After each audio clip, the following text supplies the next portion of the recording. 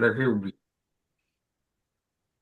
Bien, alors, je commencerai par vous demander si vous auriez des questions sur cette paracha.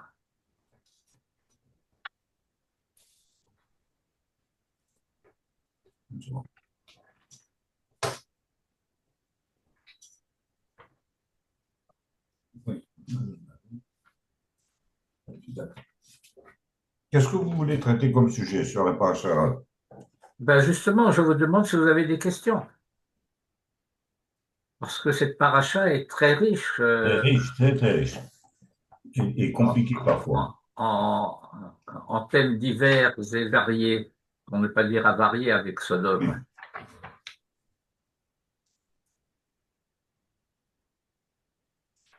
Oui. Dédé, tu n'as pas de questions?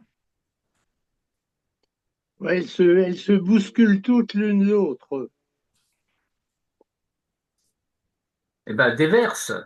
Non, si on peut, s'il était possible de voir sur la Kedah, Ah, vous allez juste à la fin de la paracha. oui.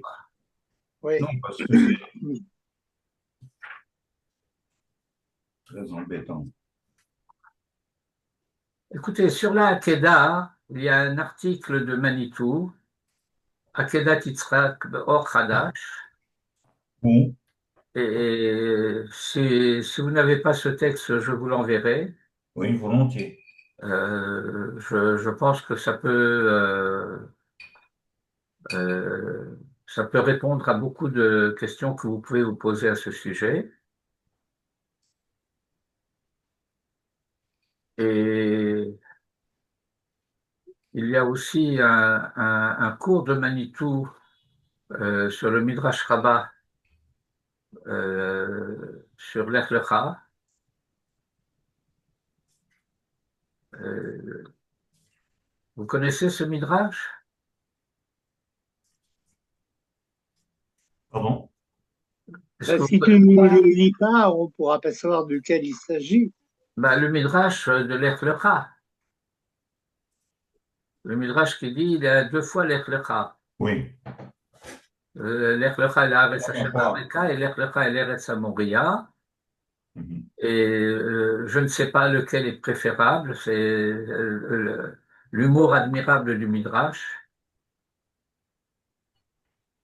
Et,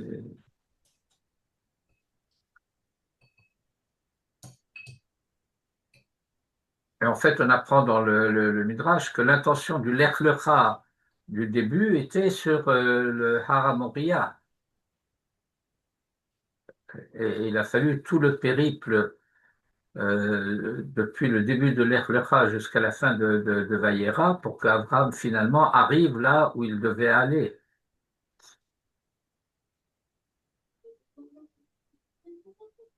Il y a aussi autre chose dans la paracha, c'est tout le, le passage avec Abimelech.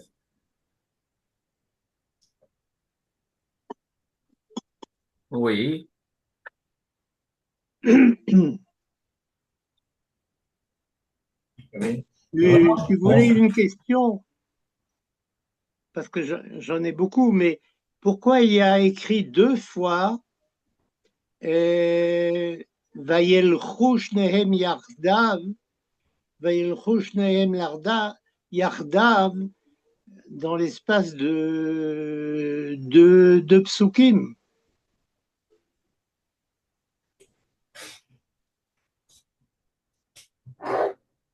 alors que la Torah est réputée ne pas se répéter. Oui.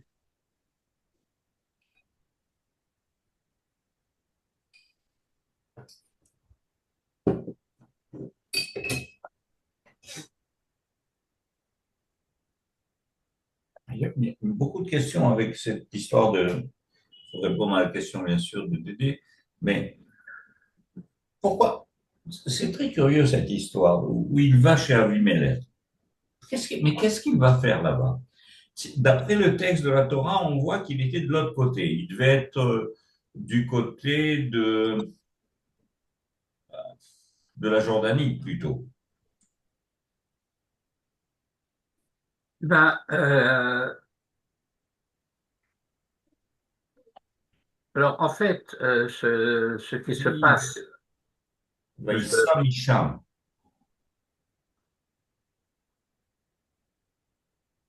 On a l'impression qu'il passe d'est en ouest. Bon,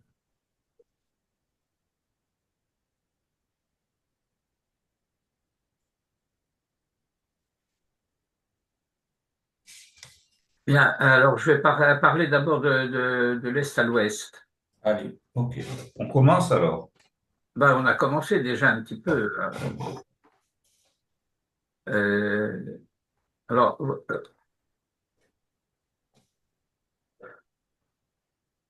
Abraham se trouvait géographiquement situé à un endroit qui était comment dirais-je, un nœud commercial du passage des caravanes, en particulier à cause de la présence de cette métropole de Sodome, il y avait là cinq villes importantes. Et après la destruction de Sodome et de Gomorrhe, toute la région est désolée, au double sens du terme, et Abraham cherche un endroit où aller, où porter, pour parler en termes un petit peu mièvres, la bonne parole. Donc au début de la paracha de l'Ech Lecha, il était descendu en Égypte pour transmettre un enseignement important. Il va dans une civilisation et c'est cette civilisation, qui est la civilisation égyptienne, est une civilisation importante, mais dont la particularité du point de vue de la direction sociopolitique de cette civilisation, c'est que de manière privilégiée, le pharaon épousait sa sœur. Et donc c'est une civilisation qui fait de sa sœur sa femme. Et Abraham décide d'aller là-bas pour enseigner qu'en réalité, ce qu'il faut faire, c'est faire de sa femme sa sœur.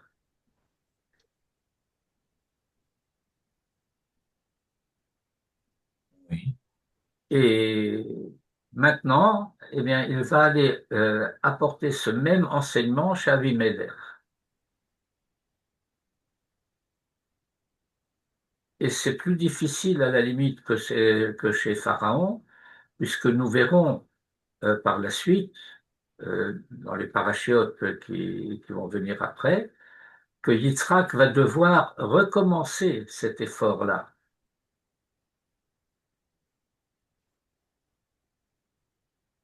Et Et puis la Torah arrête de parler de ce sujet. Apparemment, le message a été transmis et il n'y a plus à revenir là-dessus.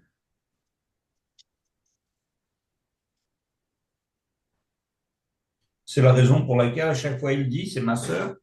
Oui, bien sûr. Non seulement il dit c'est Et- ma sœur, mais avec Avimelech, elle, elle va dire c'est mon frère.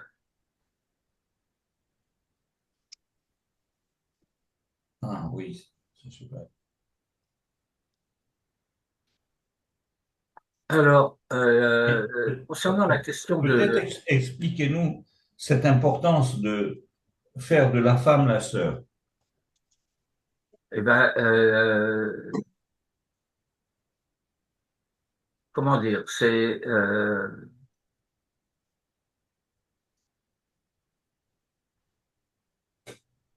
Pourquoi c'est important? eh ben parce que en réalité, si je puis dire, euh, c'est l'essentiel du tikkun des relations entre l'homme et la femme. Et cette relation entre l'homme et la femme est l'essence même du Ve'afta l'reacha kamocha.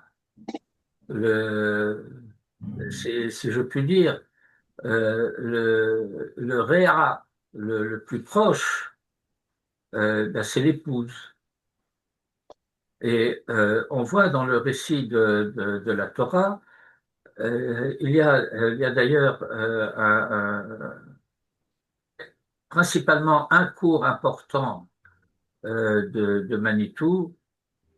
Si je me souviens bien, c'est un cours qu'il avait donné dans le cadre d'un colloque des intellectuels sur le couple créateur de l'histoire. Si vous avez le livre de La parole et l'écrit, vous devez retrouver ce texte dans ce livre. Et par ailleurs, euh, Itaï, le petit-fils de Manitou, a traduit un certain nombre de cours de Manitou qui ont été publiés dans un ouvrage qui s'appelle Midrash Besoda Afachim. Si vous n'avez pas ce livre, je vous encourage vivement à l'acquérir et à le lire. Euh, mais euh, en particulier, Manitou décrit dans ses cours euh, les relations entre l'homme et la femme depuis Adam Arishon et jusqu'à Jacob et Rachel, en montrant de quelle manière le texte de la Torah indique l'évolution, le développement et le progrès de cette relation à travers la notion du dialogue. Adam et Ève ne se parlent pas dans la Torah. Euh, ils parlent, mais ils ne se parlent pas. Et ensuite,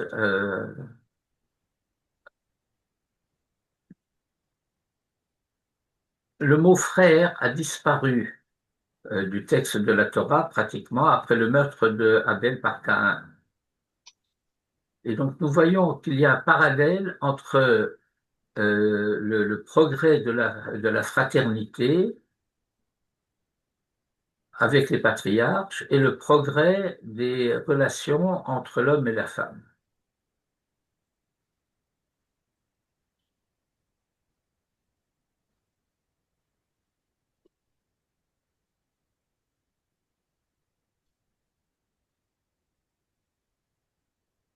Mais donc, étant donné que ce sujet a été amplement traité par Manitou, je ne pense pas avoir qu'il me soit nécessaire à moi de vous raconter de manière un peu bancale ce que Manitou dit très bien tout seul. Et il y a un texte comme ça dans la parole et l'écrit, un texte de Manitou. Bien, vous avez ce texte dont je viens de vous parler, le couple créateur de l'histoire. Ok, parfait.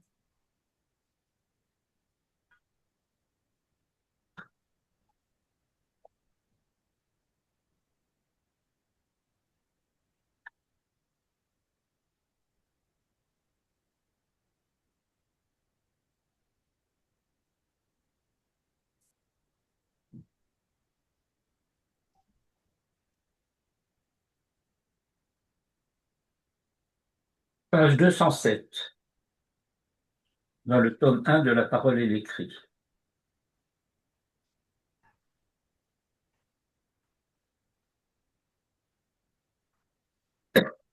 Hmm.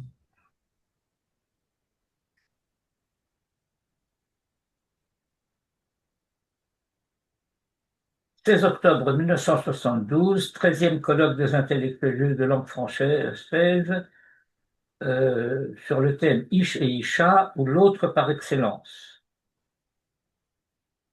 et publié dans L'autre dans la conscience juive, le sacré et le couple, Presse universitaire de France, 1973. Voilà.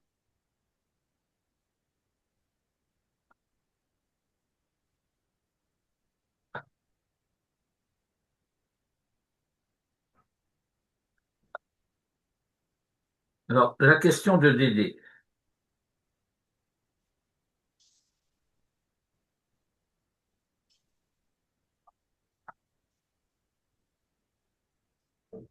Alors, la question de Dédé porte sur un passage, effectivement, de notre paracha, au chapitre 22, verset 6.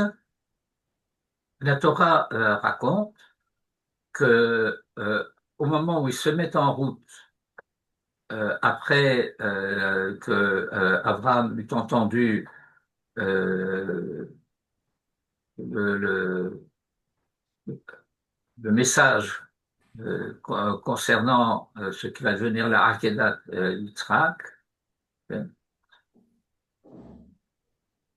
ils sont arrivés en vue de l'endroit, au verset 4, Bayom Hashelishi, Vaïsavra, Metrena, Vayar et Hamakom, Merachok. ויאמר אברהם אל נעריו, שובו לכם פה עם החמור, ואני והנער נלכה עד כה, ונשתחווה ונשובה עליכם. Et le verset où apparaît pour la première fois l'expression Vayeloko Shenehem Yardav, c'est Vayikach Avraham et Tatse Ha'ola, Vayasem al Yitzhak Beno, Vayikach Beyado et Ha'esh ve et Ha'ma'achelet, Vayeloko Shenehem Yardav. Et donc, dans ce verset, il se passe quelque chose d'important à deux niveaux. Le premier niveau, c'est que Abraham charge Yitzhak de Hatse Haola.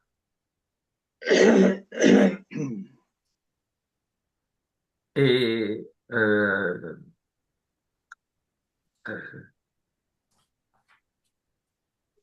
Eitz de la Shon Eitza se rapproche davantage de la notion de Chesed, et la Mida de Yitzhak, c'est la Mida Hadin. Et donc il y a une première dimension dans la perspective de Ichud Hamidot entre Yitzhak et la Midat HaChesed à travers Hatzeh Haola. La deuxième chose, c'est que Abraham prend le feu et le couteau, qui sont des indices de la Midat Hadin, alors que sa Mida à lui est Midat HaChesed. Et donc là aussi, il y a cette perspective de Ichud Hamidot, et dans cette double perspective de Ichud Hamidot de Yitzhak et de Abraham, Vayelchu Shenehem Yardav. En même temps, ça va jusque-là? Oui. Oui. En même temps, cela pose un problème, parce que celui qui est destiné à être Korban Ola doit être a priori un animal, enfin un être qui n'a pas travaillé, dont on ne s'est pas servi pour le travail. Or, Yitzhak a dû porter le bois, donc il a travaillé. Donc, cela pose un problème technique, entre guillemets, de Yitzhak en tant qu'Olat Mima. Alors Isaac pose la question à son père.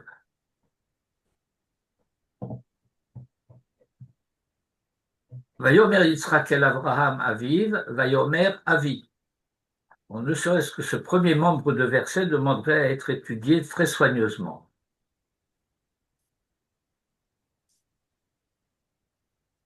Parce que là aussi, il y a cette répétition que Dédé dénonçait tout à l'heure. Vayomer Yitzhak el Avraham, on ne dit pas ce qu'il lui a dit. Le texte aurait pu dire Vayomer Yitzhak el Avraham, deux points, ouvrez les guillemets, avis. Mais Vayomer Yitzhak el Avraham avi, on ne dit pas ce qu'il a dit. Et après, on reprend, on dit Vayomer avi.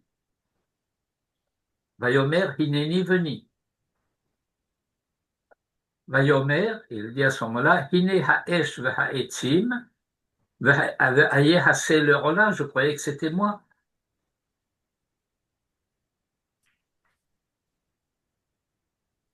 Et Abraham répond, Elohim irelo hase le rola beni, et il lui confirme en quelque sorte, avec une lecture infléchie par les Ta'amim, Elohim irelo hase le rola beni.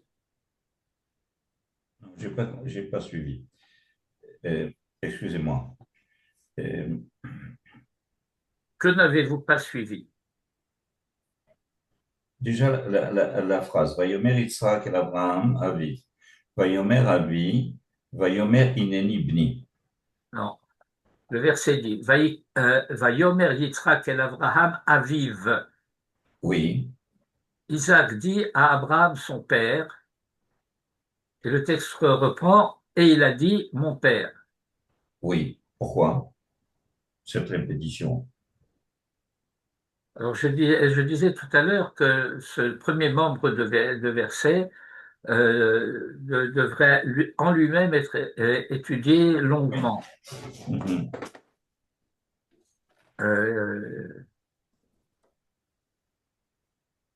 Il y a une tension dans la situation.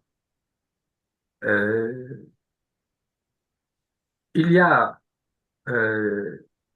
d'une part, et c'est confirmé par Vayelchu Shenehem Yardav, Vayelchu Shenehem Yardav, le fait qu'il y a ce qu'on appelle en hébreu, entre le père et le fils, Tmimut Deim.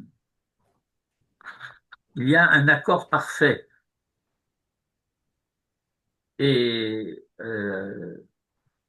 on comprend d'une manière générale du contexte et aussi de la question que Yitzhak pose au verset 7, Aye Hase le Rola, ce que j'ai exprimé tout à l'heure en disant, étant donné qu'il porte le bois, il est a priori disqualifié pour être Corban. Or, ils allaient, et il allait lui aussi, Yitzhak, dans l'idée d'être le Corban. Mais puisqu'il porte le bois, ça pose un problème. Et donc il pose la question, mais c'est une question posée, je dirais, d'une manière, je ne veux pas dire hésitante, parce qu'il n'y a pas d'hésitation de la part de Yitzhak. Ce n'est pas pour rien qu'on appelle cela l'épreuve d'Abraham. Pour Isaac, c'est pas du tout une épreuve.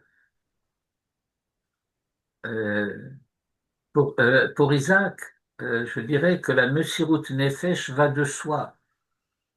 Il n'y a pas d'autre prix pour l'être que j'ai reçu que cet être même. Il n'y a pas d'autre monnaie d'échange, si je puis dire. Pour le dire encore autrement, je n'acquiers mon être que dans la mesure où je suis prêt à le donner. Mais il y a ce problème que j'appelle entre guillemets technique, il porte le bois. Alors il pose la question à son père, prudemment, respectueusement. Vayomer Yitzhak el Avraham aviv. Or, nous savons qu'Abraham est son père. Alors pourquoi le texte a besoin de dire Avraham aviv? Et lorsque le père lui répond, il lui dit, Vayomer Hineni veni, on sait à qui il s'adresse. Pourquoi a-t-il besoin de dire, oui, je suis là, mon fils? Et donc, cette répétition de Aviv, Aviv, Beni nous indique le lien étroit qui existe entre le père et le fils dans le projet qu'ils sont en train de construire. Et Isaac pose la question, Hine ha'esh v'ha'etzim v'aye hase lerola. Je croyais que c'était moi, mais ça ne peut pas être moi puisque je porte le bois et que je suis donc disqualifié a priori. Ouais, il y a pas. Si, si Abraham devait sacrifier son fils, on n'avait pas besoin de feu. Bien sûr qu'on avait besoin du feu, Donc, c'est pas étonnant qu'il porte du bois, mais non? euh, ça ne serait pas étonnant si c'était Ishmaël qui portait le bois ou si c'était Eliezer qui portait le bois, mais c'est Isaac qui porte le bois. Ils sont que deux. Mais ils sont pas deux, ils sont quatre. Verset Parce 5, Vayomer Avraham el Neharav, c'est Ishmaël et Eliezer. non, mais on est après, non? Ah là là. Au verset 5, On, Abraham dit Vayomer Abraham el Neharav. à ses serviteurs et à son fils Ishmaël, restez ici et nous on va aller là-bas. Oui, Bon. Euh, et d'ailleurs, il y avait un âne dans cette histoire. Je vous la fais pas, et Bachamor. oui. Alors Abraham pourrait dire, bon, ben, on va prendre l'âne pour porter le bois, et puis on va aller là-bas, on va faire ce qu'on a à faire, et puis après on reviendra. Mais c'est pas le cas. Il met le bois sur son fils. Alors j'expliquais tout à l'heure que dans les halachot concernant les korbanot, l'animal qui va être offert dans le korban ne doit pas avoir travaillé. Vous comprenez ce que ça veut Oui, dire? oui, ça va, j'ai compris. Bon, alors Isaac, cela interpelle Isaac parce qu'il se dit, je croyais que c'était moi, mais ça peut pas être moi puisque je porte le bois. Ça Alors, aurait pu être un stratagème pour Abraham destiné à éviter que Yitzhak devienne une Ola. oui, mais quand ils vont arriver là-bas, il va quand même l'attacher sur l'autel et euh, toute la scène suivante, sur laquelle ne porte pas notre réflexion actuelle, montre qu'il le destinait vraiment à ce korban. Vaishlach Avraham et Yado, Vaikach et Amaachelet, Lishrot et Beno.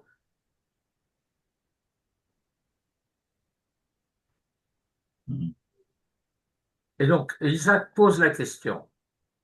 Et Abraham lui répond d'une manière que j'essayais de dégager à la lecture, dans Elohim yir Elo hase le rola, Beni. Le texte aurait pu dire, par exemple, je fais de la Torah fiction. Vayomer Abraham, Beni, Elohim yir Elo hase le rola. Mais là, le mot Beni est rejeté à la fin de la phrase. Et il suffit d'une simple intonation pour laisser entendre que c'est toi, mon fils, qui est destiné à être Hassé le Rola. Et après cela également, Vaillé le couche Nehem Yardav. Autrement dit, ce Vaillé le couche Nehem Yardav encadre les versets 7 et le début du verset 8 pour indiquer que avant et après, il continue à marcher, comme on dit en français, de concert.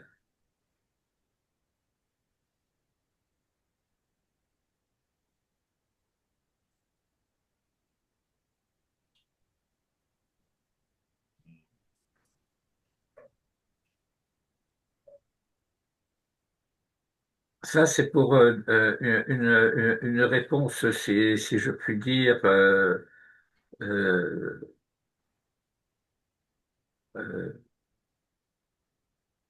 Ce qui veut générale. dire que rien n'a changé. Rien n'a changé, mais ça s'est approfondi. Mhm.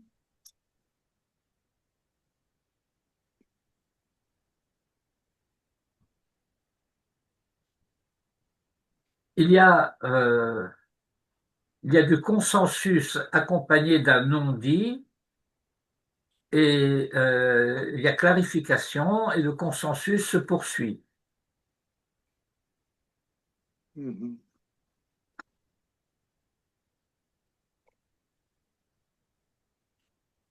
Et dans les midrashim et les piyutim autour de de ce passage, il y a des textes assez poignants où, par exemple, Yitzhak dit à son père, attache-moi bien que je ne puisse pas bouger parce que je risque de bouger et à ce moment-là, le corban risque d'être disqualifié.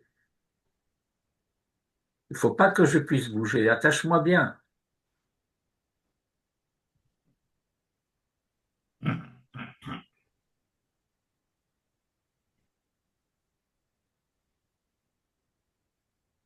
Mais puisqu'on a abordé ce problème, je vais parler d'un autre, d'un autre midrash. Ken, Ken.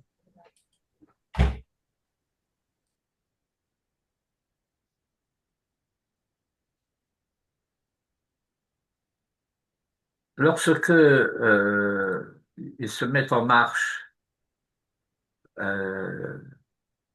וישכם אברהם בבוקר ויחבוש את חמורו, etc., ויקח את שני נעריו איתו ואת יצחק בנו, ויבקע עצי עולה, ויקום וילך אל המקום אשר אמר לו האלוהים. Bon, le Midrash raconte, en chemin, il rencontre le Satan qui se présente comme un Talmid Chacham et qui demande à Abraham, que t'a dit le Satan? Et Abraham lui répond, le Satan ne m'a rien dit, c'est Dieu qui m'a parlé.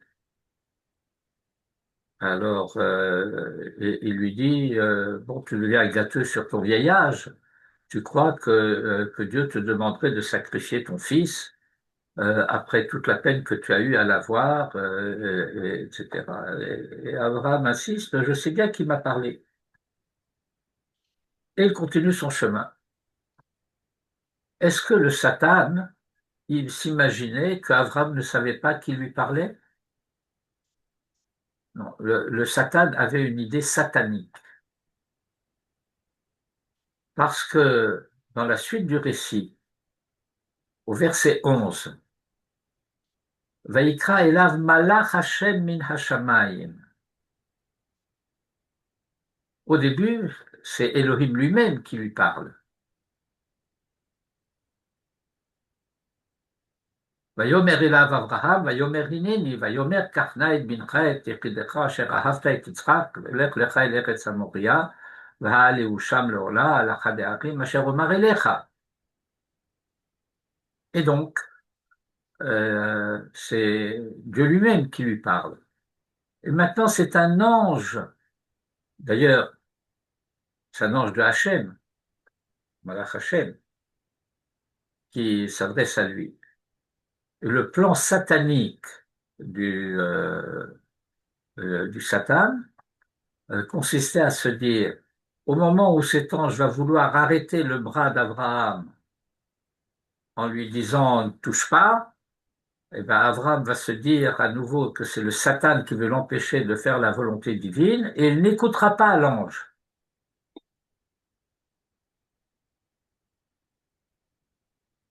Et donc nous avons ici un sujet qui a une importance propre du point de vue de la conscience Euh, c'est Abraham qui est le personnage central ici du récit, mais il est, si je puis dire, archétypique. Euh, c'est le secret ou le mystère, si vous voulez, bien que d'une manière générale, on n'aime pas tellement le terme de mystère, euh, de la prophétie. Qu'est-ce qu'il me veut, ce truc-là, ici, au milieu de nulle part?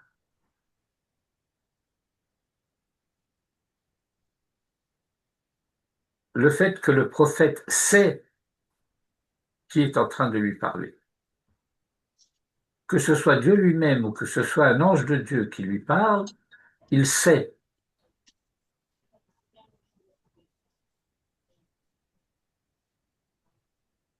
Alors comment sait-il?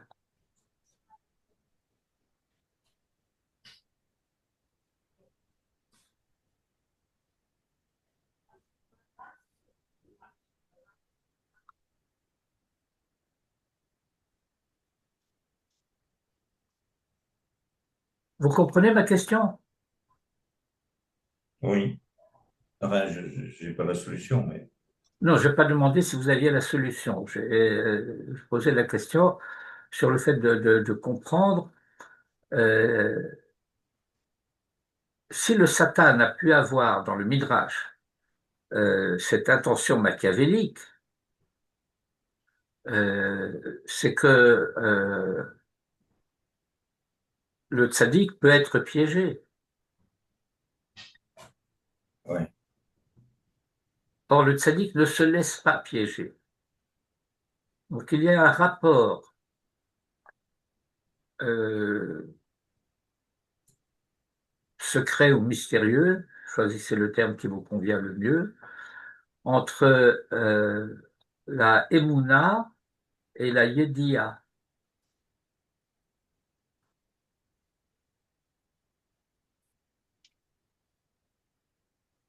Ce n'est pas à n'importe qui que la parole s'adresse. Et cela suppose de la part du tzaddik euh,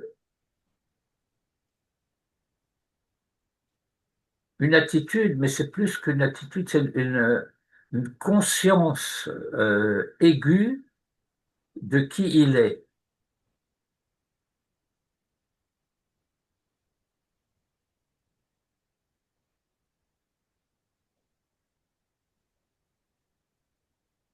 Dans les textes qui donnent des enseignements sur la prophétie, nous apprenons que c'est pas à n'importe quel prophète que Dieu adresse n'importe quelle prophétie. C'est pas interchangeable. Mhm. Et par exemple, euh, un prophète peut savoir qu'une prophétie a été adressée à son collègue, mais lui n'a pas le droit de parler de cette prophétie.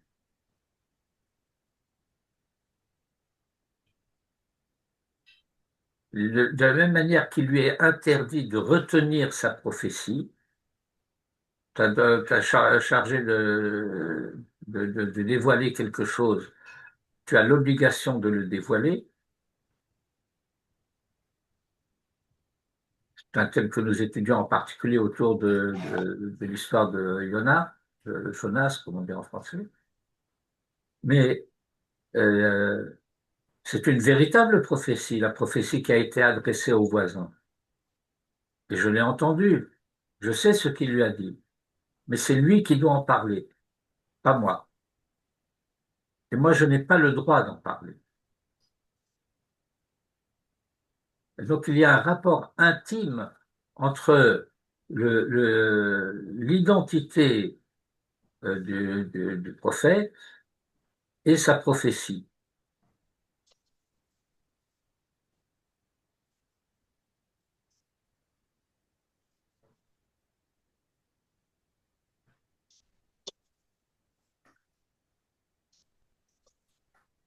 qui fait que le prophète sait que c'est Dieu qui lui a parlé.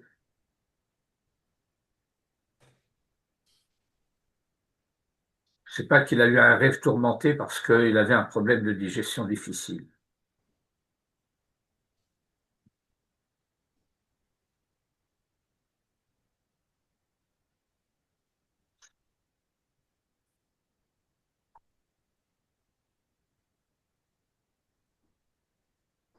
Bien, si vous n'avez pas d'autres questions, moi je voudrais revenir à un sujet au début de la paracha.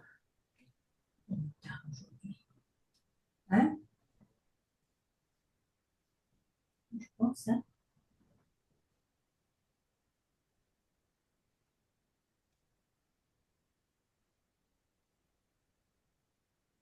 On peut, on peut revenir à un sujet au début de la paracha? Oui, bien sûr. בבקשה. Alors,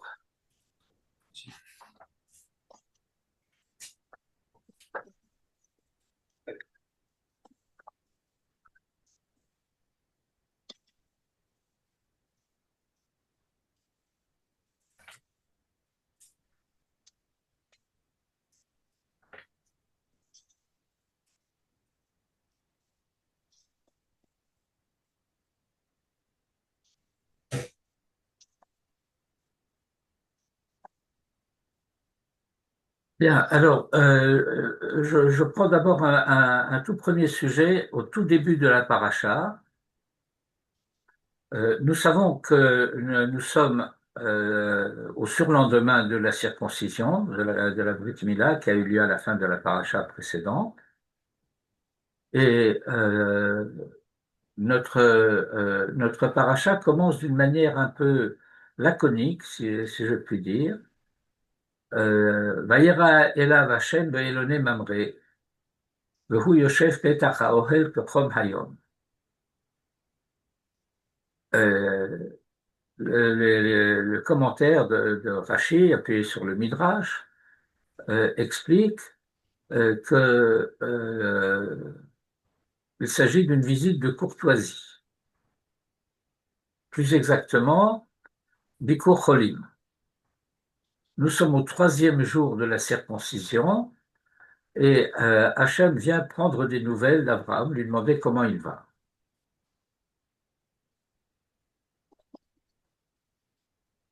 Et le verset précise que Hachem, voulant épargner à Abraham, a suscité une chaleur anormale pour qu'il n'y ait pas de passants et pour qu'Abraham puisse se reposer. C'est ce qu'indique que Chom Hayom. Mais que Chom Hayom, Abraham devrait être au fond de la tente, à l'ombre. Mais voilà qu'il est assis Petach HaOhel. Ce qui fait, je poursuis le Midrash, que Dieu comprend qu'Abraham est malheureux. Et parce qu'il n'a pas d'invité, il n'a pas d'orphi. C'est pourquoi il va susciter la visite des malachim sous forme humaine.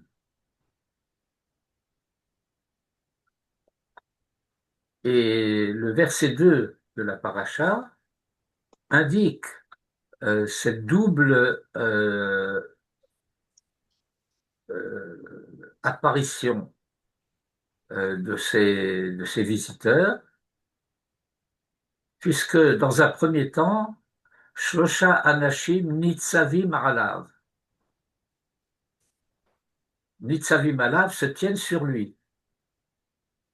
Autrement dit, le terme de Anashim, comme souvent dans le Mikra, désigne ici les anges, et Abraham, puisque le verset a commencé par dire Vayissa Enav, il a levé les yeux et il a vu au-dessus de lui. Shlosha Nashim Nitzavim Alav. Et puis il y a un deuxième Vayahar, Vayarotz Likratam. Vayarotz Likratam, ça veut dire que il va à leur rencontre. Et donc ceux qui étaient au-dessus de lui d'un seul coup se retrouvent éloignés. Donc dans un premier temps, ils arrivaient comme des anges d'en haut, et Abraham les a vus. Et dans un deuxième temps, ils sont éloignés et il faut courir à leur rencontre. Alors nous avons le verset 3. Le verset 3 est un verset problématique. Je vous rappelle que dans le texte de la Torah, il n'y a pas de voyelles, il n'y a que les consonnes. Et sauf dans la prononciation yéménite et ashkénaze, dans la prononciation séfarade, il n'y a pas de différence audible, sensible, entre Adonai Kadosh et Adonai Chol. Si le Nun est vocalisé avec un patach, ça veut dire mes seigneurs. Le pluriel de Adon. Adoni au singulier, au pluriel, ça devient Adonai avec un patach. Ils sont trois et ils s'adressent à tous les trois en leur disant mes seigneurs. Et puis après, ça passe au singulier. Imna matzatichen be'ainecha. Et Rachid dit à ce moment-là, eh bien, il s'adresse à celui qui apparaît comme étant le plus important des trois. Parce que si celui qui est le plus important accepte de s'arrêter chez Abraham, les autres s'arrêteront avec lui. Et donc il s'adresse à Gadol chez Benehem en lui disant Al na ta'avor me'alavdecha. Et puis ensuite, voilà le programme Yukatnameat Maim, Rachatzur Aglechem, Ishanu Tachataet, c'est toute la suite. Mais la Massora, qui nous livre le texte vocalisé, a mis un kamatz sous le nun. Et donc, à ce moment-là, il s'agit du Shem Kadosh,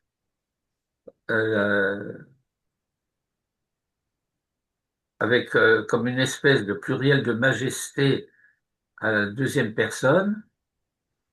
Et à ce moment-là, cela revient à dire la chose suivante. Voilà que des invités arrivent.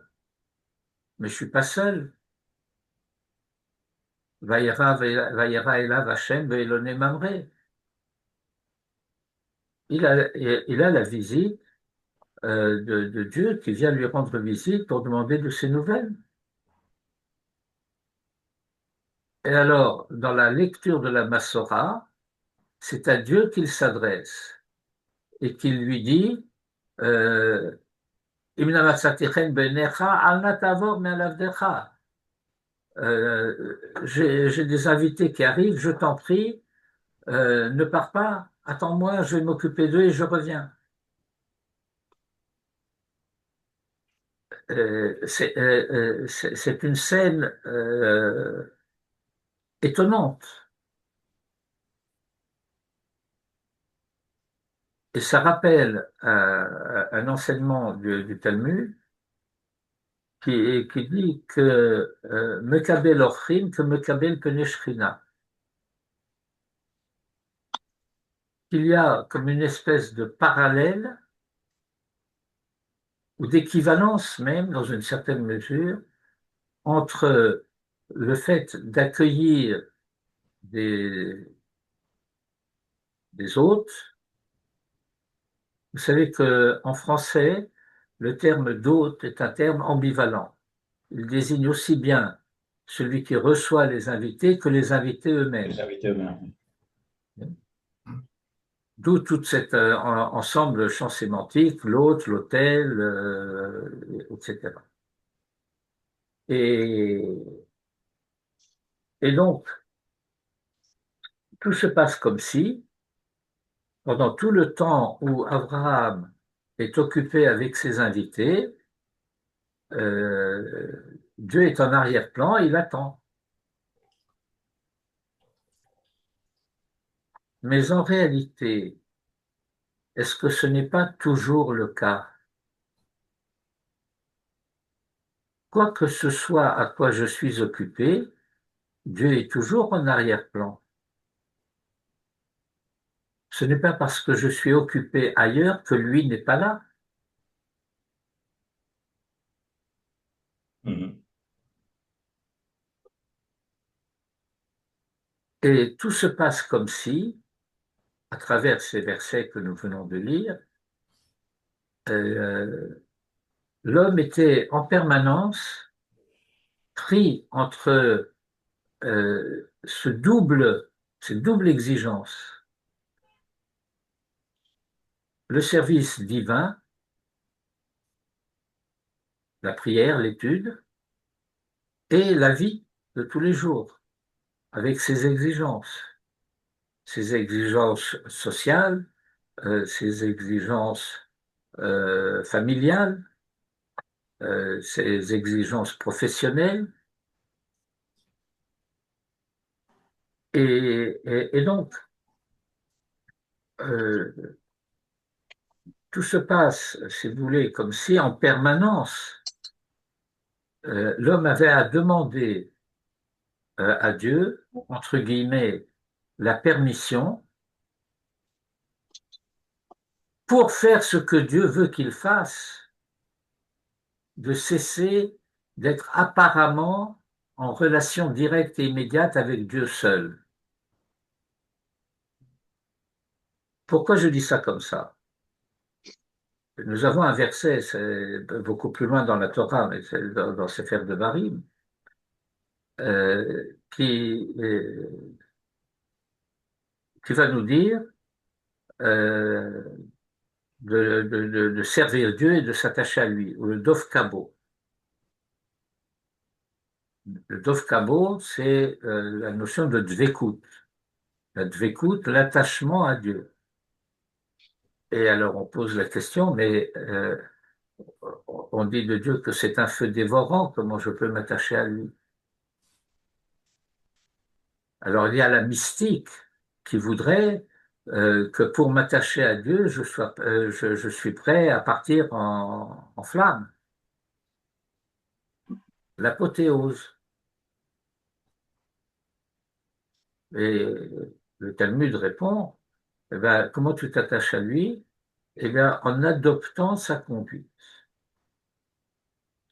Dabek bemidotav. De la même manière que lui, il est Malbish Harumim, toi aussi, sois Malbish Harumim. De la même manière que lui, il est Mevaker Cholim, toi aussi, sois Mevaker Cholim, et ainsi de suite. Autrement dit, c'est une exigence du service divin lui-même de faire dans le monde à l'égard d'autrui ce que Dieu fait à l'égard de son monde. Et donc, lorsque je ne m'occupe pas de mon service divin, prière et étude, je fais sa volonté. Mais tout se passe comme si j'avais à lui demander la permission de faire sa volonté. C'est curieux. À moins que cela ne vienne nous indiquer que si c'est ça que je veux faire, je dois le dire. Il faut que ce soit en conscience pour éviter une espèce de pitsoulishiyut, de dédoublement de la personnalité. Autrement dit, euh, cela revient à nous donner un enseignement important concernant la lecture d'un verset, Bechol Dorachecha Da'ehu. Vous vous souvenez de ce verset? Oui. Oui, mais je ne sais pas où il est. Ben, il est là. Il est là sous nos yeux.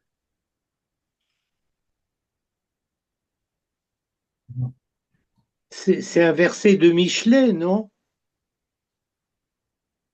C'est un verset de Michelet qui se trouve au verset 6 du chapitre 3, puisque tu voulais savoir où il était.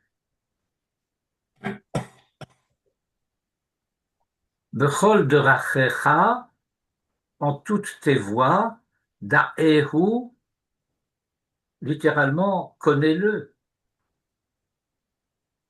Ce qui est une façon de dire, eh bien, que la présence divine doit accompagner tous tes gestes, toutes tes activités.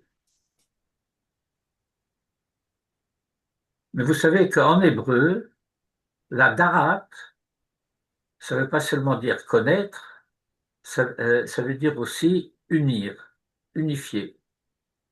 Et c'est la raison pour laquelle ce terme est utilisé pour l'union entre l'homme et la femme. V'ha'adam yada et chava ishto. Vayeda Adam od et ishto, vatel et ben.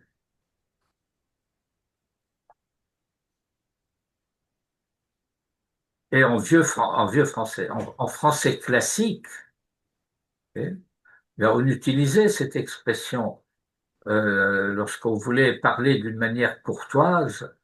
Alors, le médecin ou le conseiller ou quiconque pouvait poser la question, l'avez-vous connu bibliquement? Connaître quelqu'un bibliquement, c'est faire l'amour avec, parler d'une manière un peu moins châtiée. Et donc, euh, si nous relisons ce verset, Bechol derachecha da'ehu, alors nous voyons que dans le chat, ça veut dire le connaître, mais dans une lecture un peu plus profonde, nous avons da et puis he et vav. Et on lit da et hu.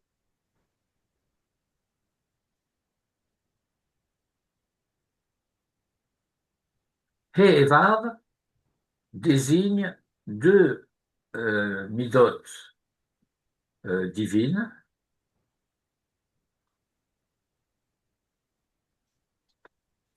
Dans les termes des sphirotes de la Kabbalah, c'est Tiferet et Malchut. Le monde des principes ou le monde des valeurs, qu'on appelle aussi les cieux,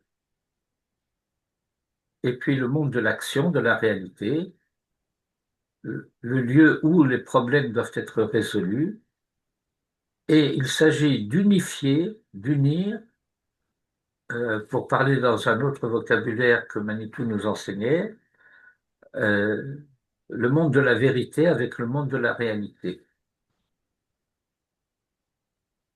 Que les principes ne restent pas des principes abstraits, contemplables, mais irréalisables, et que le monde de la réalité ne soit pas fondamentalement coupé du monde des valeurs. Et donc, da'ehu, ça veut dire, euh, dans tout ce que tu fais, ce que tu dois chercher à réaliser, c'est l'unité, l'unification entre le he et le vav.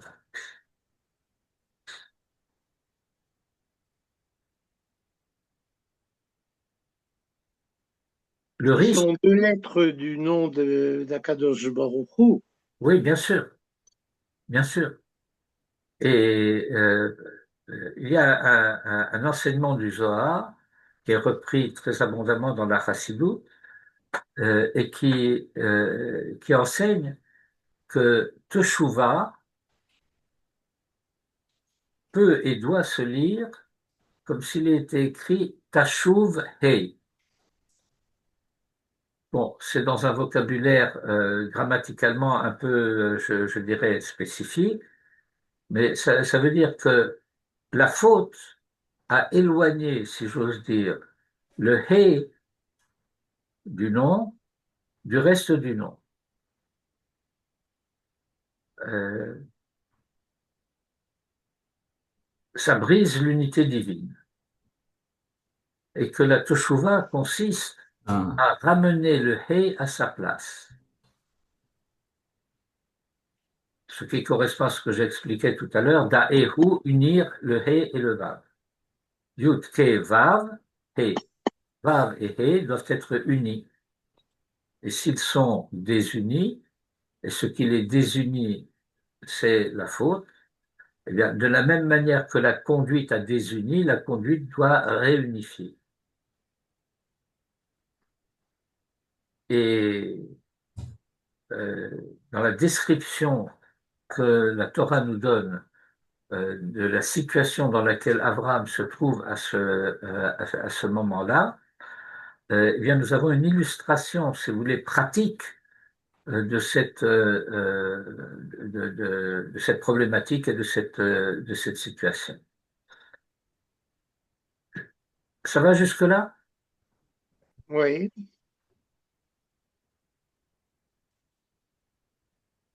Alors, pour élargir peut-être un petit peu la perspective, je reviens un instant sur le Midrash, expliqué par Rashi d'ailleurs, et apporté par Rashi sur le premier verset. Yosef Petach Haoel Kachom Hayom, que le Midrash dit, Hotsia Kadosh Baruch Hu et ha Chama Minarteka. Tout se passe comme si Dieu avait fait sortir le soleil de son étui. Ça va chauffer pour ne pas fatiguer Abraham. Mais nous sommes juste après la Brit Mila. Comment appelle-t-on conclure une alliance en hébreu? les crottes, L'Ichod Berit. oui. Et pourquoi appelle-t-on cela trancher une alliance? C'est un rapport à la Mila. C'est un rapport à la Mila, mais on l'utilise dans toutes les circonstances où il s'agit de faire une alliance, et ça n'est pas toujours avec... Et alors, on explique que dans l'alliance, les partenaires de l'alliance sont retranchés de tous ceux qui ne sont pas membres de l'alliance. S'il y a une alliance entre Dieu et Israël, alors Israël est mis à part du reste de l'humanité. S'il y a une alliance entre Dieu et Abraham, alors Abraham est mis à part du reste de l'humanité.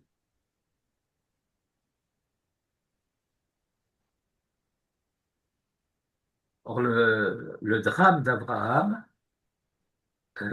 c'est qu'il souhaite cette alliance, mais il ne veut pas être à part de l'humanité.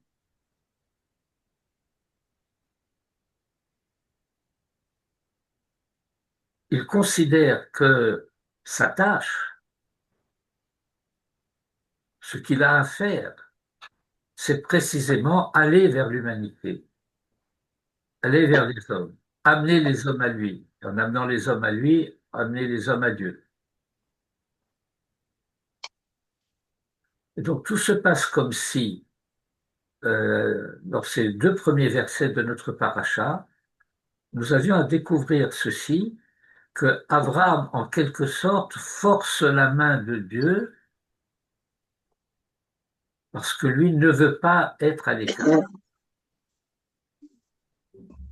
Tu veux pas être? Il ne veut pas être à l'écart. Ah,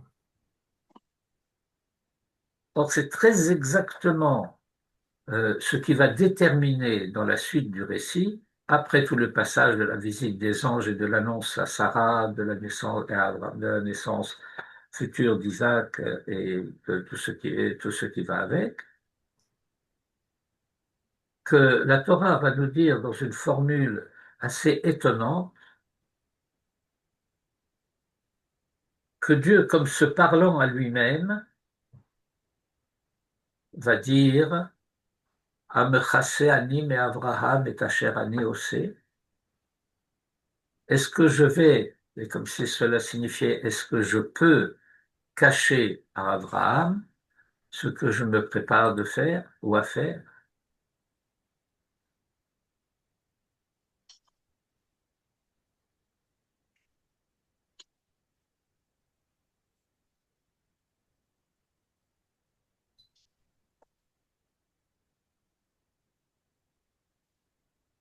Je vais lire les versets.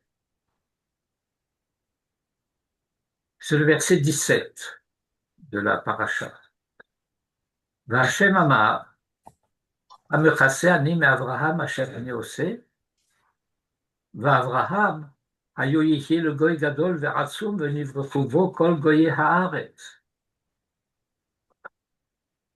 Cette expression ונברכו בו כל גויי הארץ, que l'on traduit habituellement par lui seront bénis tous les peuples de la terre, peut se lire d'une manière différente.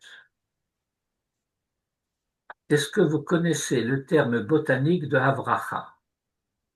La, oh oui, comment on dit ça?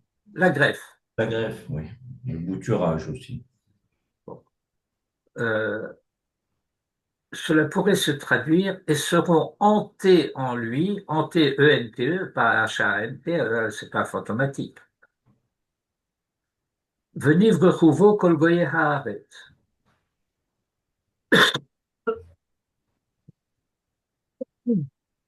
Pourquoi? Parce que c'est ça qu'il veut. Et cela, bien que lui, je l'ai mis à part. Qui yeda'ativ le man asher yotzaveh et banav et beto acharav, ses fils et sa maison après lui, et eux, shamru derech Hashem, la sot tzedaka ou mishpat. Et cela pourquoi? Le man havi Hashem el Avraham et asher diber alav. Et donc, verset 18 exprime ce qu'est le désir d'Abraham. Je lui ai annoncé, il sera Atsum, un peuple Gadol Atsum Verav. Mais lui, ce qu'il veut, c'est la réalisation de Veniv Rechuvo Kol Goyei Haaretz.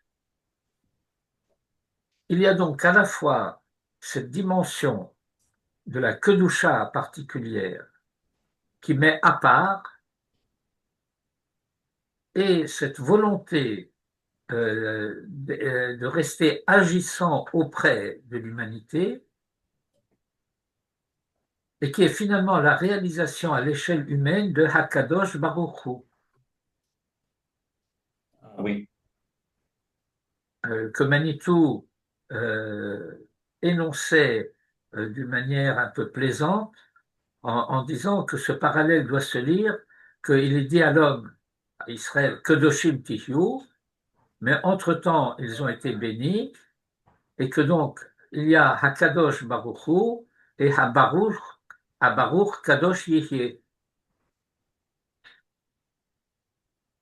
Et donc, en vertu de ce désir d'Abraham de rester relié au monde, de ne pas être en quelque sorte dans une tour d'ivoire, réalisant la volonté de Dieu, éduquant sa famille, ses proches, etc., mais agissant dans le monde, alors Dieu va dire, eh bien, je ne peux pas lui cacher ce qui va se passer.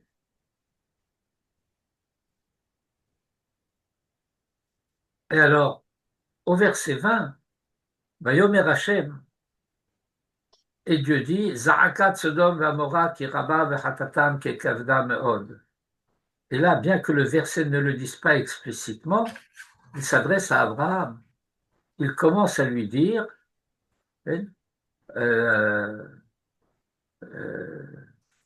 המכסה אני מאברהם אשר אני עושה, מה אני עושה? ארדנה ואראה הכצעקתה הבאה אליי עשו כלה, ואם לא אדעה. Et donc,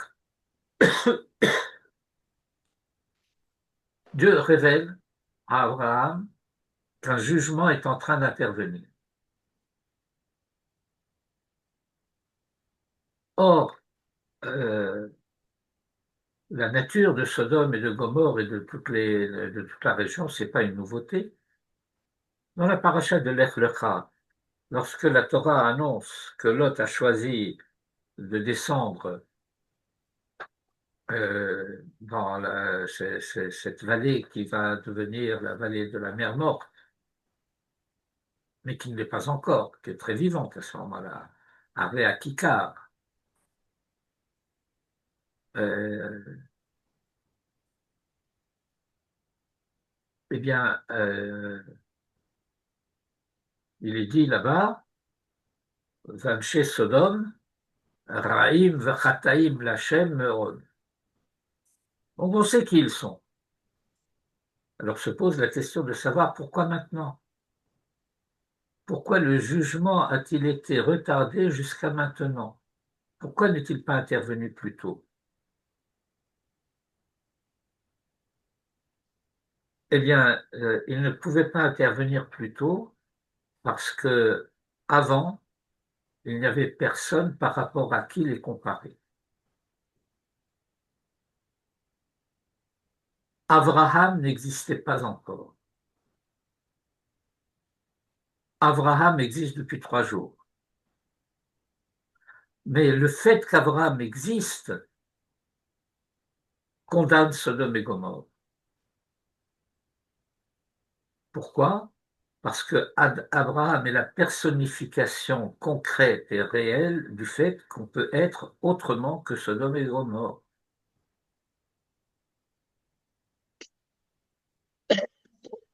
En particulier par la scène qui vient de se dérouler au début de la paracha, puisque l'une des images, parlant en termes d'images, les plus frappantes qu'on nous enseigne à propos de Sodome et Gomorrhe, c'est que l'hospitalité y est interdite.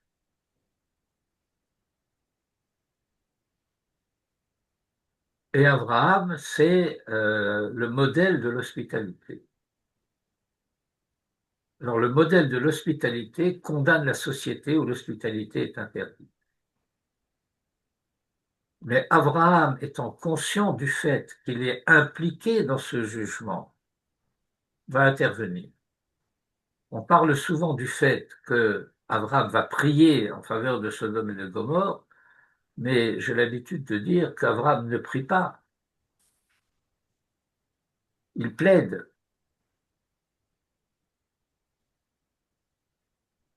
Vayigash, verset 23, Vayigash Abraham Vayomar, Ha'af tispe tzadik im racha.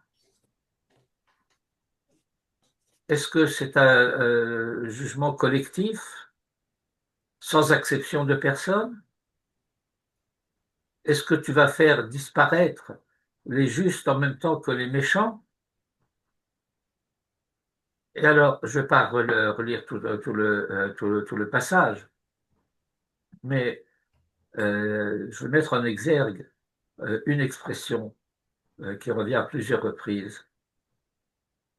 Oulai yesh chamishim tzadikim betoch ha'ir.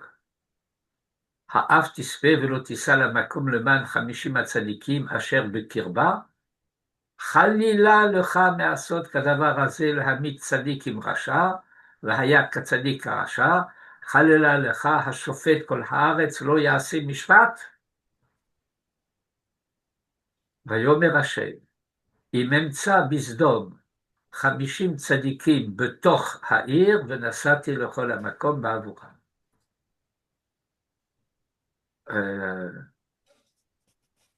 Répétition de בתוך העיר. Le verset aurait pu être beaucoup plus simple.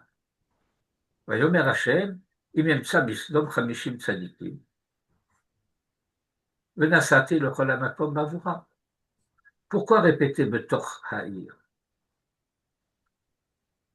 Eh bien, parce que il y a une différence entre Ba'ir et Betoch Ha'ir. Être Ba'ir, c'est être situé géographiquement quelque part. Mais être Betoch Ha'ir, c'est être impliqué dans la vie de la cité. Ce n'est pas être un tzaddik qui habite là-bas parce que ses affaires, c'est je ne sais pas quoi, mais qui ne s'implique pas dans la vie sociale, dans la vie communautaire, dans la vie plus publique, dans la vie politique. Mais quand il est betor haïr, alors ça veut dire qu'il est impliqué activement dans la vie de la société. Et s'il y a 50 justes dans les 5 villes, c'est-à-dire au moins 10 justes par ville, impliqués dans la vie de la cité, alors il y a peut-être une chance qu'il puisse avoir une influence. Et cela justifierait à ce moment-là un sursis. C'est cela le raisonnement d'Abraham et c'est pour cela qu'il plaide. Et il va chercher à sauver les 5 villes. Mais pour sauver les 5 villes, il faut qu'il y ait au moins 10 justes dans chaque ville. Alors progressivement, on abandonne certaines des exigences jusqu'au moment où on s'aperçoit que aucune des 5 villes ne peut être sauvée. Ce qui veut dire que en même temps que il y a la confirmation du statut d'Abraham dans sa préoccupation pour l'humanité, pas seulement pour lui-même et sa famille, il y a le fait que cet Abraham-là doit maintenant se préparer à devenir le père d'Isaac. Et ça veut dire que bien que la mida essentielle d'Abraham, c'est la mida chesed, et que bien entendu, la mida chesed d'Abraham est une mida chesed de l'unité des valeurs, de l'unité des midot. Mais les autres midot sont en quelque sorte, pour parler un vocabulaire un peu biologique, récessives, et sa vertu, ce pourquoi il milite, c'est chesed. Mais voilà qu'il faut qu'il fasse l'apprentissage du fait que le chesed doit avoir une limite. Et donc, en même temps que lorsque Dieu dit à Mechasé Anim et Abraham, Asher Ani Oseh, je ne peux pas cacher à Abraham ce que je vais faire, parce que il tient à porter la responsabilité de l'histoire. Eh bien, il faut qu'il apprenne à cette occasion que qu'il y a un stade, une limite qu'on ne peut pas dépasser. Il y a un moment où il faut accepter le fait qu'un jugement puisse être effectué et une condamnation portée.